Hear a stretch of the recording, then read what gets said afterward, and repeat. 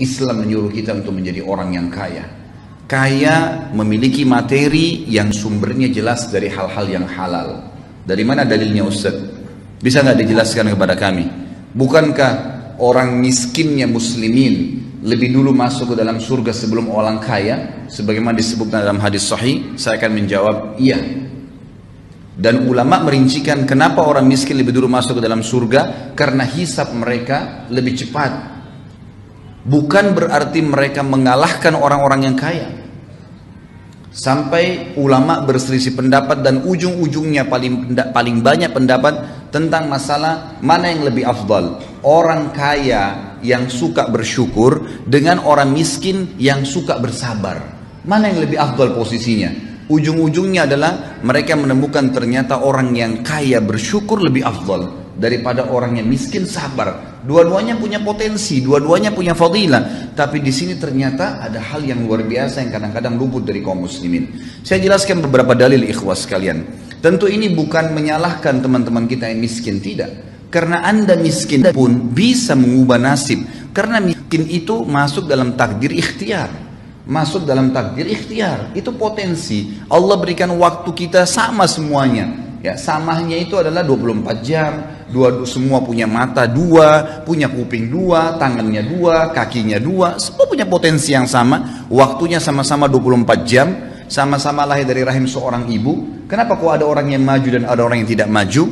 Ini yang butuh kita ya korek. Apa kira-kira rahasianya? Apa kira-kira rahasianya? Ternyata dalam Islam banyak sekali dalil yang mendongkrak kita untuk menjadi orang yang sukses. Dunia dan juga akhirat. Saya angkat pertama misalnya dalilnya. Ulama mengatakan rukun Islam itu ada 5. Semuanya wajib. Tetapi 5 rukun Islam ini dari syahadat, salat, zakat, puasa Ramadan dan haji. Semuanya wajib, cuma dibagi 3 lagi oleh para ulama. Yang pertama adalah wajib, tidak ada toleransi di situ. Tampaknya pasti kafir. Itu adalah syahadat dan salat. Ini jelas, mutlak. Syahadat, tanpa syahadat seseorang itu dikatakan kafir. Dia tidak syahadat, oleh syahadat dia jadi muslim. Kecuali lahir dalam keadaan Islam, berarti dianggap sudah terwariskan dari orang tuanya. Karena otomatis orang tuanya akan selalu mengajarkan kepadanya masalah syahadat. Kalau masalah sholat, yang meninggalkan secara pembangkangan, sebagaimana ulama mengatakan hukum tarkus sholah amdan wa jahdan, sengaja dan membangkang, itu kufur. Sebagaimana sabda Nabi SAW, al-ahdu ladhi bainana bainam tarkus salat faman taraka faqad kafar. Perbedaan dasar antara kami dengan orang-orang kafir adalah salat. Siapa yang meninggalkannya maka dia telah kufur. Yang kedua, ikhwan dan akhwat sekalian, rahiman rahimakumullah, adalah rukun Islam yang wajib tapi masih bisa diganti di waktu yang lain. Kalau orang itu punya udzur syar'i, puasa Ramadan, kita tahu kalau orang musafir, sakit, wanita haid dan seterusnya, ada udzur-udzur syar'i masih bisa diganti, tapi harus diganti. Allah mengatakan dalam Al-Quran, a'udzubillahi minasyaitonirrajim, fa'iddatu min ayyamin ukhar. Gantilah di hari-hari yang lain, ada toleransinya. Yang ketiga yang jadi saksi bahasan kita, wajib tapi bagi yang mampu. Zakat dan haji. Perhatikan apa kata para ulama. Banyak orang Islam salah faham dengan 2 rukun ini. Pada saat mereka tidak punya pendapatan, mereka tidak capai nisab atau haul. Nah, nisab terutama secara khusus, masalah hartanya tidak mencapai 85 gram emas dalam 1 tahun masa penyimpanan harta, dia menganggap dirinya tidak akan pernah perlu memikirkan masalah rukun Islam ini. Nggak usah pikir zakat deh. Saya tiap tahun biar terima zakat saja. Ini pemahaman yang salah. Oh, kalau pergi haji biayanya mahal. Ya udah, saya kayaknya nggak, udah pendapatan gaji saya cuma 1 juta sebulan, 2 juta sebulan, kayaknya saya nggak mungkin pergi haji deh. Biayanya sampai 70-80 juta kalau NH+. Maka mungkin saya tidak akan pernah haji. Ini pemahaman yang keliru sekali. Karena dia akan memvakumkan dirinya dan tidak mau mencapai target itu. Padahal sebenarnya seorang muslim, kata ulama, wajib baginya minimal niat. Mengatakan, ya Allah, mudah-mudahan satu waktu berdoa kepada Allah, saya dari tadinya menerima zakat, memberikan zakat. Bukan mustahil Allah ganti keadaannya. Lalu dia ikhtiar, memasang program. Kalau tahun ini saya terima zakat, tahun depan saya ingin memberikan zakat. Dengan niat yang saleh, niat yang baik, maka akan Allah SWT mudahkan jalannya. Dan dia juga akan menjadikan atau mengatur program-program agar bisa mengeluarkan zakat. Tahun depan belum bisa, tahun depannya lagi. Yang penting ya Allah, jangan buat saya meninggal kecuali saya sudah mengeluarkan zakat. Itu sebuah niat yang tulus. Begitu pula dengan haji. Ya Allah, sebelum saya meninggal saya ingin mengerjakan haji tahun depan, 2 tahun lagi, 3 tahun lagi, mulai menabung. Allah SWT berkahi. Berapa banyak orang yang menabung, ikhwah akhwat sekalian, subhanallah, dananya baru 10 juta, tapi karena ada temannya, ada kerabatnya yang tahu dia nabung untuk haji, lalu dilengkapkan pada tahun depannya, sudah kamu pergi haji, saya biayain selebihnya. Itu banyak terjadi. Akhirnya kan terpenuhi rukun Islamnya dengan niat dan tekad yang baik.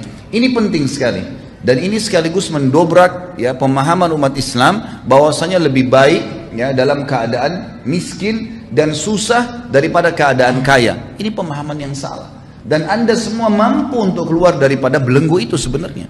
Kaum muslimin, nanti akan kita lihat bagaimana keadaan para sahabat yang luar biasa, kehidupan mereka dipenuhi dengan ya kegemerlapan kekayaan dunia yang jelas sumber dari yang halal, dan juga bagaimana mereka melakukan atau mengeluarkan harta tersebut untuk ya agama ini dan untuk meraih surga dengan harta tadi.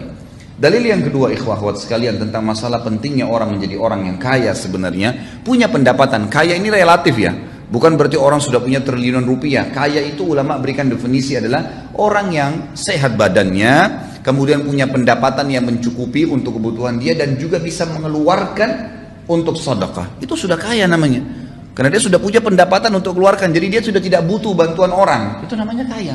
Jadi ini relatif, jangan difahamin berarti Ustadz tuntun supaya kita jadi seorang miliarder. Bukan itu maksudnya. Tapi Anda sudah punya pendapatan yang mencukupi hidup Anda dan bisa leluasa membantu orang lain walaupun sebatas kemampuan kita.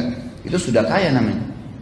Sebuah hadis Bukhari bahwasanya telah datang sahabat-sahabat yang miskin kepada Nabi SAW. Sebagian mereka datang lalu berkata, ya Rasulullah, sahabat-sahabat kami yang kaya banyak sekali di Madinah ini, mereka mengalahkan kami dari sisi pahala. Kami sholat, mereka sholat. Kami puasa, mereka puasa. Kami mengerjakan apa saja ya kegiatan berjihad, mereka berjihad. Artinya mereka melakukan apa yang kami lakukan, semua dapat pahalanya sama. Tapi mereka mengungguli kami karena mereka bersedekah dengan harta mereka. Kami nggak punya itu ya Rasulullah. Ajarkan kepada kami perbuatan amal yang kalau kami kerjakan kami bisa menyaingi mereka dari pahala sedekah mereka itu. Kata Nabi SAW, bacalah Subhanallah 33, Alhamdulillah 33, Allah Akbar 33. Hadis ini kebetulan tidak dikaitkan dengan masalah sholat umumnya, gitu kan? Sebagaimana ada hadis yang serupa, pernah Fatimah meminta kepada Nabi SAW radhiyallahu anha untuk diberikan seorang pembantu untuk membantu beliau. Lalu kata Nabi SAW, wahai Fatimah, maukah saya ajarkan kepada kamu perbuatan yang mengalahkan pembantu itu, mengalahkan, menghilangkan rasa capekmu? Bacalah Subhanallah 33, Alhamdulillah, Allah Akbar 33. Hadis yang serupa tadi terjadi pada awal saya bahaskan. Maka sahabat-sahabat miskin ini pulang lalu mengamalkan. Tidak lama kemudian dalam hadis Bukhari dikatakan mereka datang kembali lalu berkata, ya Rasulullah, sahabat-sahabat kami yang kaya mendengarkan sabda Anda dan mengamalkan juga. Artinya apa? Mereka ngalahin kali. Mereka mengalahkan lagi kami dari sisi pahala. Karena zikir itu pun diamalin sama mereka. Apa jawaban Nabi SAW? Diberikan kiat yang lain, ya, diberikan ke jalan keluar yang lain seperti tadi diajarkan zikir itu.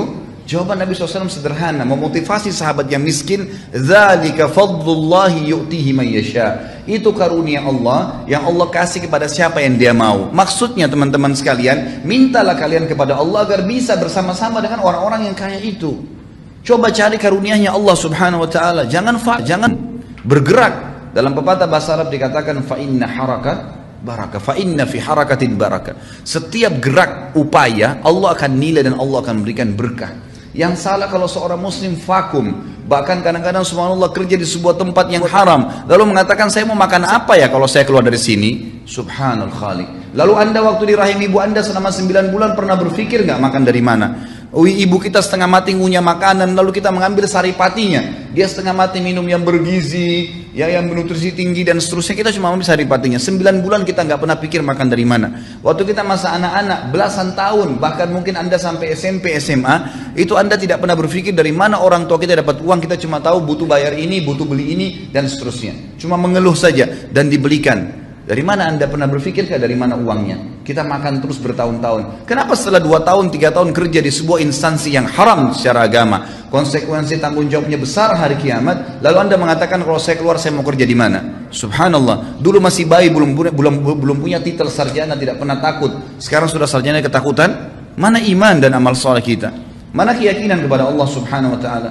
Maka ini harus difahami ikhwan dan akhwat sekalian, bahwasanya Allah Azza wa Jalla akan menentukan dan memastikan janjinya sebagaimana Allah berfirman, a'udzubillahi minasyaitonir rajim, innallaha la yughayyiru ma biqaumin hatta yughayyiru ma bi anfusihim. Allah enggak akan ubah keadaan satu kaum sampai mereka sendiri mengubah diri mereka. Harus berupaya, berusaha, baru Allah keluarkan, gitu kan? Orang sakit, kata ulama, lebih cepat sembuh dengan dia ikhtiar. Coba tanya, konsultasi sama dokter, minum obat, ikhtiar bertanya, daripada orang yang vakum duduk tidur nanti sembuh sendiri, gitu kan? Pasti berbeda. Maka harus seseorang itu bergerak di dalam agama Islam. Ini jelas sekali. Ini jelas sekali. Baik, contoh yang ketiga, secara rasional saja saya kasih. Masjid ini sekarang, saya ceramah, antum dengar. Kita semua insya Allah dapat pahala kalau ikhlas kepada Allah Subhanahu Wa Taala. Dan semoga Allah tanamkan dalam hati kita keikhlasan itu. Hadir di masjid, sholat tahiyat masjid, kita nunggu antara sholat dengan sholat, ini juga termasuk insya Allah sampai duhur nanti, kemudian hadir di majelis ilmu, banyak sekali fadilah yang kita dapatkan nih. Saya sering kasih contoh di pengajian saya teman-teman sekalian, kalau saya sholat, lalu teman saya juga di sebelah sholat, saya mengajak dia, tadi dia nggak sholat, saya panggil, ayo sholat ya, dia sholat, saya dapat pahala, misal contoh saja dikasih pahala sama Allah 100, dia juga dapat pahala 100 karena dia sholat, gitu kan? Dua-dua dapat pahala. Tapi saya karena mengajak dia dikasih pahala sama Allah 100 persis pahala dia tanpa dikurangin dari pahala dia. Plus bonus, saya dapat 200 karena ngajak orang. Tapi pernah gak kita berpikir bahwasanya orang yang bangun masjid ini panen pahala semua orang yang sholat? Artinya dari mana orang bisa bangun masjid? Dari harta, ikhwah sekalian. Harus punya uang, harus punya pendapatan, tapi pendapatannya sumbernya halal, keluarnya jelas kemana, bukan dipakai foya-foya. Bangun masjid, sabda Nabi SAW dalam hadis sahih dikatakan, man bana baitan lillah, bana Allahu lahu baitan fil jannah. Siapa yang bangun di muka bumi rumah untuk Allah, masjid, Allah akan bangunkan baginya istana di surga. Oh Ustaz, saya nggak mampu bangun satu masjid, nggak masalah. Ada hadis lain yang mengatakan siapa yang membangun rumah Allah di muka bumi sebesar cakaran kaki burung di tanah. Semampu kita cuma ikutkan 10.000 rupiah, 100.000 rupiah, digabung dengan pembelian semen dan batu bata dan seterusnya, maka Allah akan bangunkan baginya istana di surga. Jadi beda, orang yang menggunakan harta itu besar sekali. Besar sekali gitu kan, dia akan dapatkan pahala. Bayangkan kalau masjid ini menampung 1.000 orang misalnya, atau 2.000 orang, setiap orang yang sholat, berapa banyak pahala yang didapatkan. Sementara tadi saya kalau ngajak teman saya 1 orang, saya sudah dapat pahala dia. Bagaimana dengan orang yang bangun masjid ini?